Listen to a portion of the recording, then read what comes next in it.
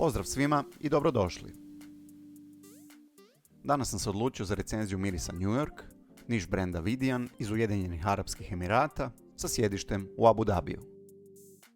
New York u svojoj kolekciji imam već skoro godinu dana, a kako se o njemu ne govori puno, odlučio sam vam približiti ovaj miris i ovaj luksuzni brend.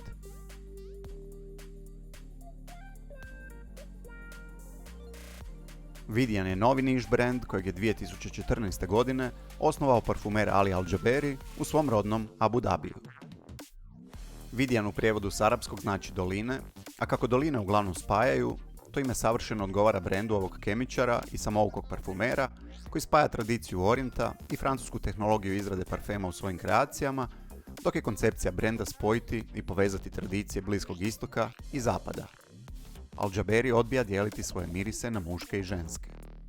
Sve njegove kompozicije su unisex jer duboko vjeruje kako umjetnost izrade parfema ne podnosi okvire i ograničenja. Zbog toga Vidian ima vrlo jednostavan moto: ako ti se sviđa, nosi. Al-Jaberi gotovo svu inspiraciju crpi iz svog rodnog grada u kojem su živjele generacije njegovih predaka. Abu Dhabi je prijestolnica i predvodnik u spajanju moderne i drevne kulturne tradicije, pa tako i Vidian prihvaća drevnu arapsku filozofiju izrade mirisa i odlazi korak dalje, kombinirajući je s raznim stranim utjecajima, stvarajući tako intrigantnu mješavinu starog i novog, istoka i zapada. Vidian ima nekoliko kolekcija kao što su crna, zlatna, baršunasta, safirna i limitirana, a najnovija je kolekcija po imenu Rose Arabia. Sve kolekcije, osim ove posljednje, dijele isti dizajn, a razlikuju se samo po boji. Svaka kutija Vidian parfema geometrijski je pravilna i pravo je oličenje jednostavnosti s uzorkom koji podsjeća na prozore u arapskom stilu, a koji se filigranskom preciznošću izrezuju laserom. Jasne i čiste linije pakiranja Vidian parfema inspiraciju pronalaze u grandioznoj džamiji šejka Zajeda koja se nalazi u Abu Dhabiju. I svako pakiranje je svojevrsni omaž lukovima i kupolama ove monumentalne građevine. Bočica je prelijepa, izrađena od kvalitetnog plavog stakla koje se postepeno preljeva od tamnoplavih tonova na vrhu do potpuno prozirnog stakla na samom dnu. Čep je metalni i zlatne je boje, a svojim oblikom oponaša kupolu džamije. Vrlo je kvalitetan i čvrsto drži bočicu u zatvorenom, a s donje strane ima ugravirano ime brenda. Na prednjoj strani bočice nalazi se jedan od njujorških mostova, George Washington Bridge, iza kojega se nalazi najpoznatiji simbol New Yorka, a to je kip slobode. Zanimljivo je da nigdje na bočici nećete naći ime parfema. Očito su asocijacije same po sebi i više nego dovoljne. New York je novi miris na tržištu. Izašao je 2019. godine i spada u kategoriju orijentalnih drvenastih mirisa. Prodaje se u pakiranju od 50 ml, a koncentracija je parfum. Proizvodi se u Francuskoj, a kreator je Jordi Fernandez, koji je za Vidian napravio i livu i još neke parfeme iz limitirane edicije. A zanimljivo je da je bio jedan od parfumera koji su radili na Montblancovom Exploreru.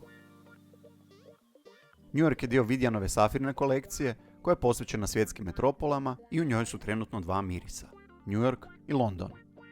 Osobno mi je New York draži jer je originalniji, a London me jako podsjeća na Tuscan Leather, samo što je blend kvalitetniji i manje agresivan, barem za moj nos i za moj ukus.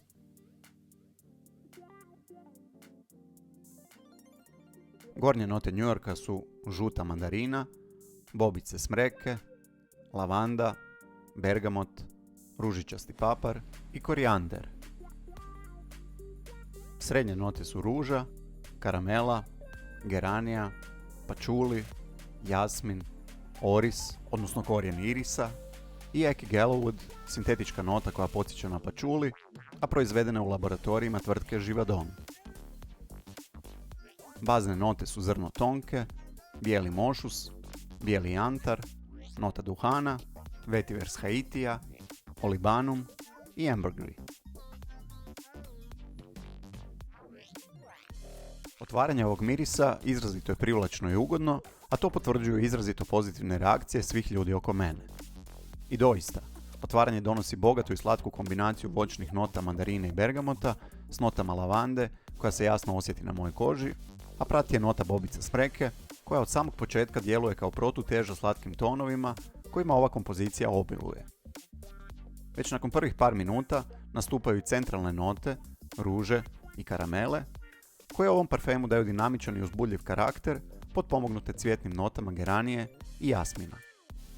Cijela kompozicija je jako dinamična i uzbudljiva, baš kao i grad čije ime nosi i čiju energiju pokušava dočarati i prenijeti na vas. A čak je i moto pod kojim Vidian prodaje ovaj miris, The Scent That Never Sleeps, zapravo parafraza stiha iz pjesme Franka Sinatra New York, New York, u kojem Sinatra New York naziva gradom koji nikad ne spava.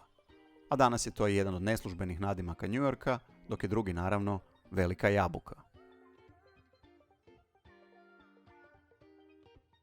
New York se razvija vrlo brzo, što samo doprinosi slici grada koji brzo živi, a dodatnu živost i slatkoću daju zrno tonke, bijeli mošus i bijeli jantar, uz eki Gallowwood, note duhana, vetiver, olibanum i ambergris, koji ga uzemljuju i cijelu kompoziciju čvrsto drže na okupu.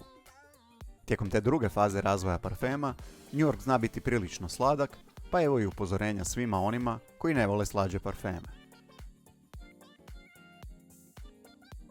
Dry Down nastupa nakon prilike 3 sata i u njemu prevladavaju note karamelizirane ruže, tonke, bijelog jantara i mošusa, koji na mojoj koži traju još satima nakon toga, a što vrijeme više prolazi, nota mošusa postaje sve svjetlija i sve izraženija.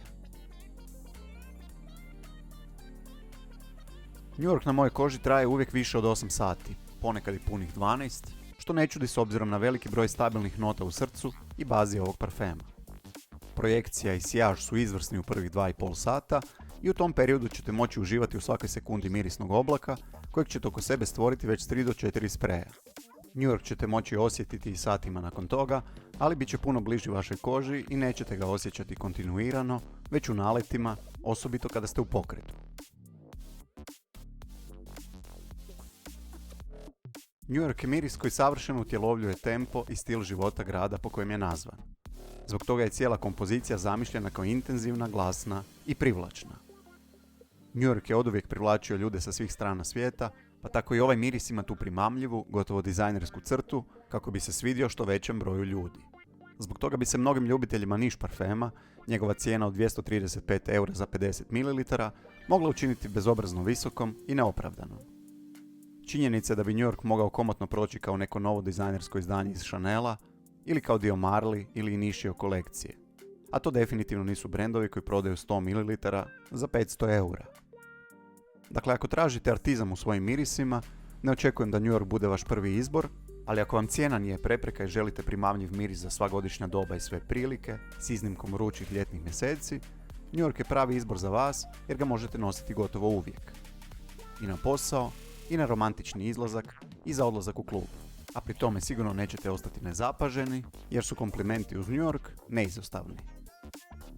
New York je iznimno energičan miris i miriši potpuno zapadnjački iako dolazi zapakiran u orijentalno ruho. Bez obzira na to što miriši kao da je namijenjen širokim masama, ne mogu reći da me podsjeća na neki određeni, postojeći miris. A ako bi vam ga želio pobliže dočarati, rekao bi vam da zamislite slatkoću Laytona ili Carlyla, dozu ruže iz Atomic Rose i to pomiješate sa slatkasto svježom dozom Bleu de Chanel. I naravno, nemojte to sve skupa shvatiti doslovno. New York je vrlo unisex i podjednako ga mogu nositi muškarci i žene, a ja ga najčešće nosim u jesen i u proljeće, iako vrlo dobro podnosi i niske, zimske temperature. Mislim da sam vam rekao sve najbitnije o ovom parfemu. Ako ste probali New York ili bilo koji Vidian, pozivam vas da to prokomentirate, jer sam probao gotovo sve njihove mirise i volio bih čuti i vaša iskustva. Prije nego se pozdravim s vama, želim se od srca zahvaliti svima koji su mi iskazali podršku u proteklih tjedan dana, koji su komentirali, lajkali i počeli me pratiti. Hvala svima onima koji su proširili glas o mom kanalu i povećali mi broj pratitelja u samo nekoliko dana za 5 puta. Hvala još jednom svima i čuvajte se, a mi se opet vidimo sljedeći tjedan. Bok!